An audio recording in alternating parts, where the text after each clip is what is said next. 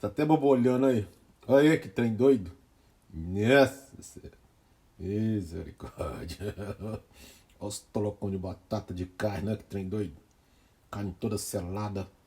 Cenoura. Agora é o seguinte, nós vamos fazer o prato aqui, vamos montar o prato, né? Vamos colocar aí verde, pimentão vermelho, pimentão verde, cebolinha, salsinha.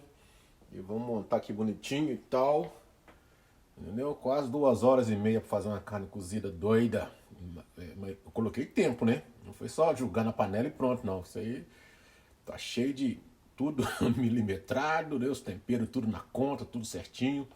Aí fica esse guisado doido aí, ó. Isso aí é a carne de panela de Portugal. Aqui, tá até bobolhando, olha que doido. Vamos esperar pra ver. Ó, é o azeite, olha lá. Ê, trem, tá vivo. A vaca aí tá doida, tá viva, hein? E vamos que vamos. Deixa eu colocar aqui agora, depois a gente vai se falando aí. Colocar esses temperos aqui agora. Doido.